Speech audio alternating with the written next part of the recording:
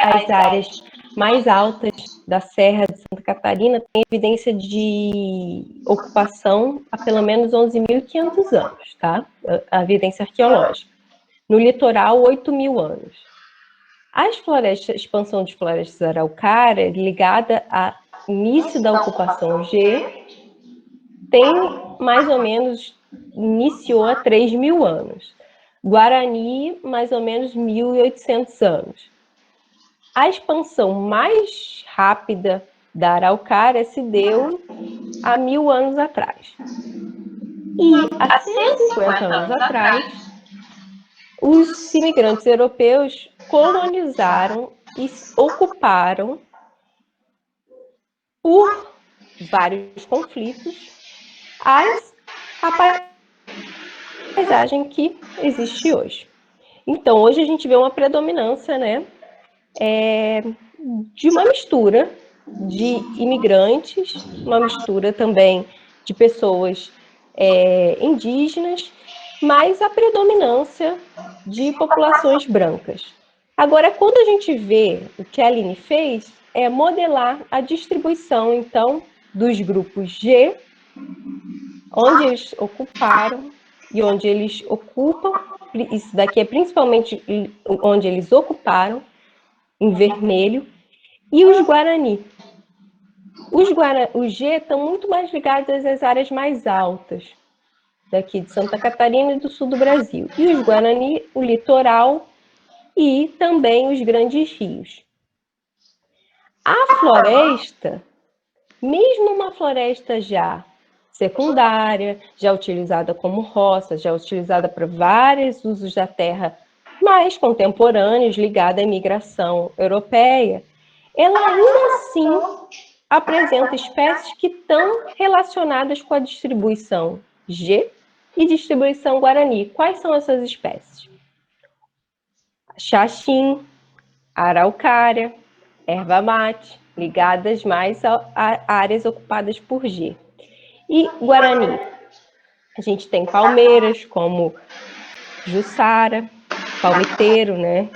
A gente tem também o Jerivá e várias outras. Então é interessante ver que ainda hoje, olhando para as florestas secundárias que estão no estado de Santa Catarina, a gente consegue ver que algumas plantas estão ali reflexo de atividades dos povos G e Guarani, e talvez de outros que ainda não foram analisados.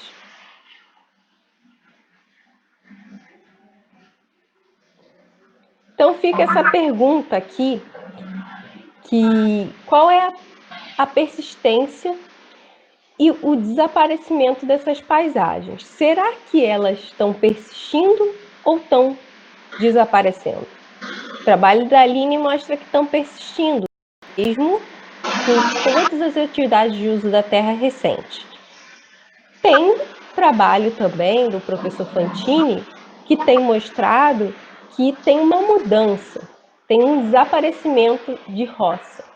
Então, o município de Biguaçu, por exemplo, está deixando de ter atividade de agricultura de corte-queima, roça de toco, e está passando a ter plantação de eucalipto. O que isso qual o reflexo disso para a conservação biocultural?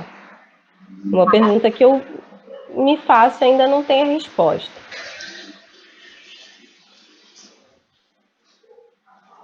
Além disso, aqui tinha uma animação, por isso que está em cima, um gráfico em cima. Tem o trabalho do Rafael, que também defendeu a tese na ecologia, que ele tem estudado as áreas de campo. Então, a gente tem falado muito em floresta, mas a gente tem essas áreas de campos, né? Ele estudou as áreas de campo de São Joaquim. E ele viu que as áreas que não estão tendo manejo tradicional, elas estão virando arbustal. Não sei se vocês já conversaram com os produtores ou têm visto isso, que não é que elas estão virando florestas de araucária, elas estão virando um arbustal dominado por uma espécie. Por quê? Porque sem o manejo tradicional não tem o fogo. e o fogo que mantém o campo. Então, o manejo tradicional, ele não só mantém todos esses recursos alimentares na floresta, como ele também pode manter um ecossistema inteiro. Então, na área de Parque de São Joaquim, as áreas que são manejadas tradicionalmente em torno do parque, elas não têm arbustal, elas têm um campo diverso. As áreas que estão sendo protegidas, elas estão virando arbustal, está deixando de ser campo, e talvez em 30 anos, se para de ter manejo tradicional no campo, um manejo do fogo, pode ser que 100% das áreas virem arbustal. E o que é isso? Isso é um reflexo do desaparecimento de paisagens domesticadas através de uma estratégia de proteção restritiva, que não considera.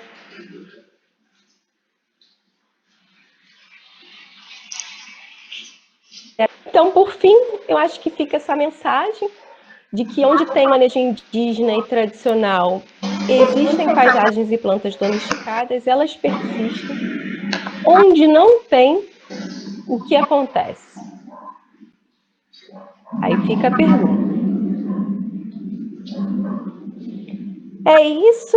Aqui eu gostaria de só fazer um convite de leitura, mas se alguém tiver alguma pergunta final, acho que a gente pode finalizar com a pergunta e depois eu faço o convite. Ok, doutora. Muito bom. Eu acho que agora podemos abrir um espaço para que os colegas possam interagir com a senhora e fazer as próprias perguntas e questionamentos. Durante a live, o chat funcionou muito bem para não quebrar a dinâmica e não estender os debates nas respostas das perguntas, né? Mas agora eu penso que a gente possa abrir esse espaço.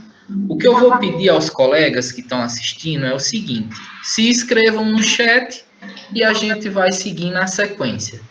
Alguém tem alguma interação, alguma pergunta, algo para contribuir com a apresentação da doutora Carolina? Estou aguardando as inscrições.